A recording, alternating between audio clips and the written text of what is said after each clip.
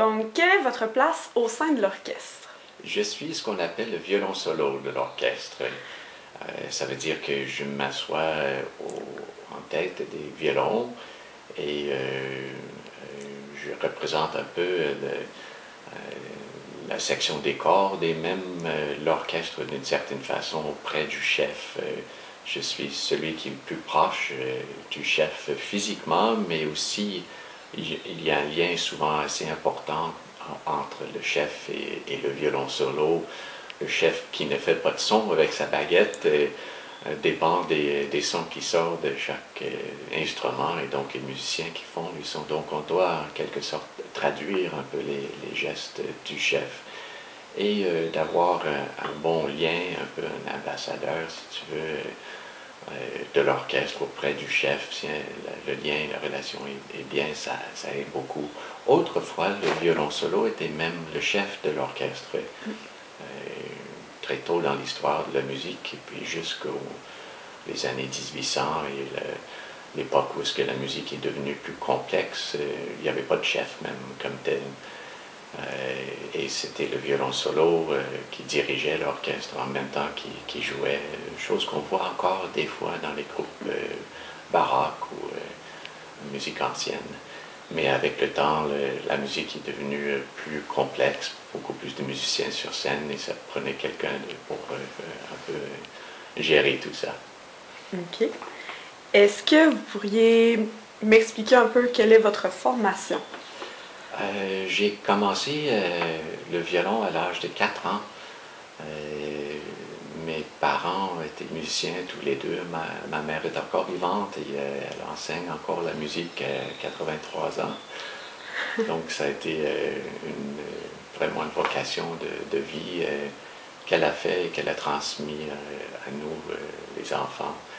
Donc j'ai été vraiment dans un milieu propice pour avoir l'oreille sensible à la musique.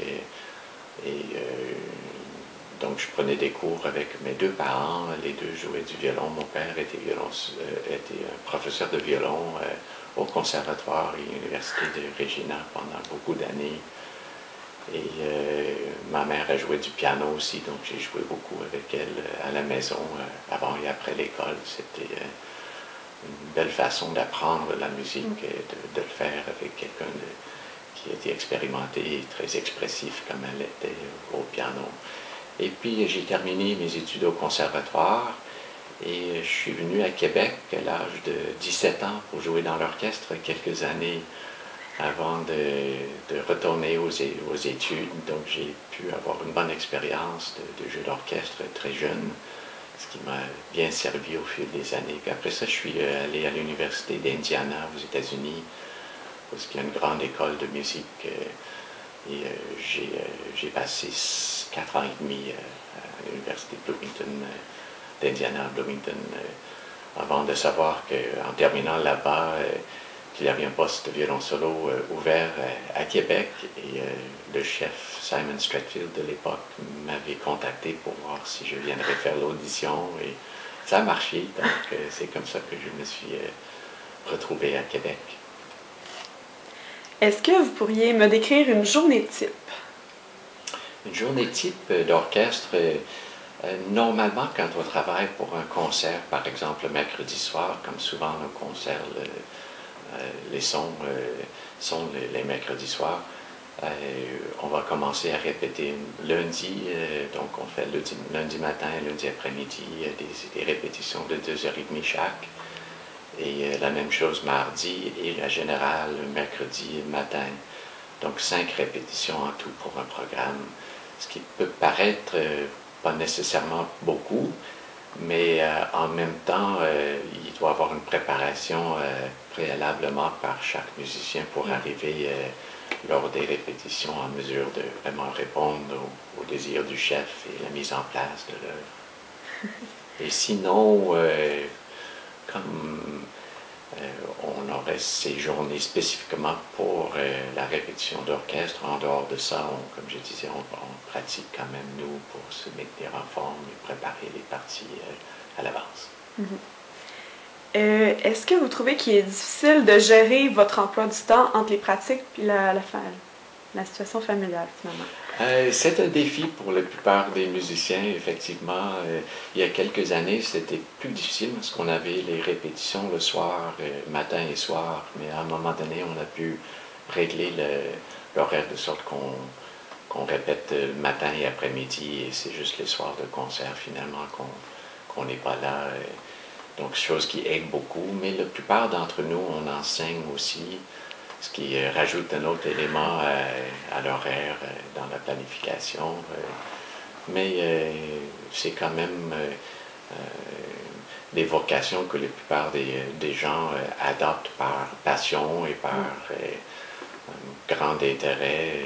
Et donc, on trouve chacun la façon de s'organiser. Quelle est l'atmosphère qui règne au sein de l'orchestre? Est-ce qu'elle est amicale ou compétitive? En général, je dirais que c'est amical. Sûrement, c'est quelque chose qui varie un peu d'un orchestre à un autre. Il peut y avoir des problèmes, un peu comme dans tous les milieux de travail, qui arrivent au sein d'un orchestre et qui sont délicats à traiter. Et, comme violon solo, des fois, je suis impliqué pour essayer de résoudre certains problèmes, la plupart du temps, qui ont peut-être un côté artistique impliqué.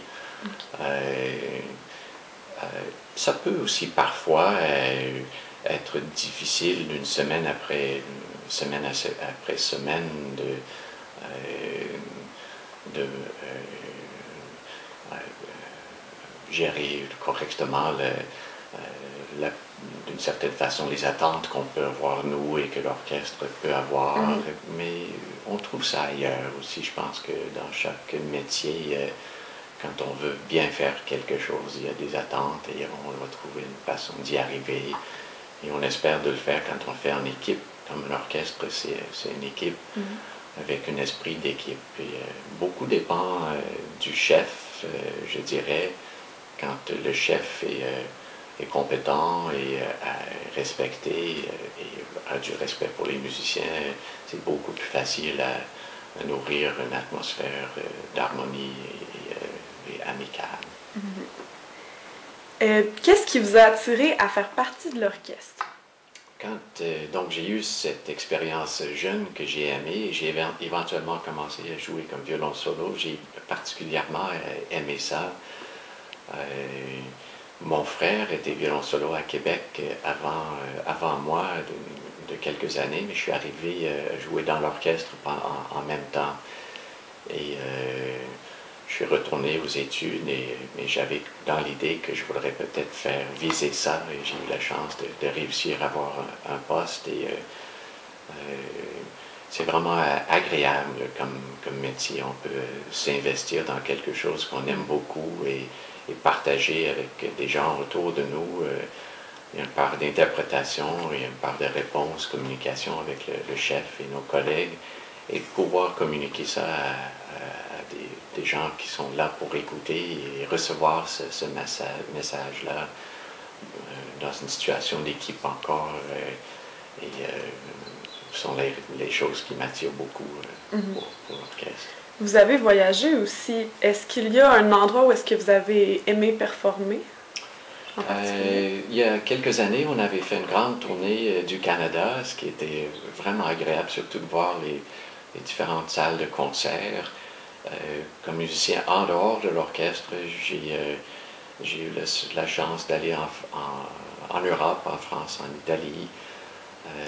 Et j'ai été au Japon à un moment donné, ce qui était très intéressant. J'ai dû remplacer mon frère qui est à Boston comme violon solo dans une petite formation de musique de chambre. À dernière minute même, comme il ne pouvait pas y aller, c'était toute une aventure de connaître une culture assez différente de la nôtre, malgré la modernité du monde. Mais j'ai aussi beaucoup aimé l'Italie. On a été ensemble, mon épouse et moi, pour une compétition à un moment donné. On a pu visiter en même temps que jouer dans des belles salles de concert. Je Je pense qu'une des choses le plus remarquable de l'Europe, c'est les endroits où est-ce qu'on peut jouer, des salles de concert très anciennes et souvent faites dans des matières qui sont très propices à l'acoustique naturelle. Donc on a beaucoup de plaisir. On commence à en avoir davantage par ici aussi, le Palais Montcalm à Québec, par exemple. Et le Grand Théâtre a été amélioré beaucoup depuis des années avec le conque et différentes choses. Pour finir, est-ce que vous avez une anecdote à nous raconter? Oh mon Dieu!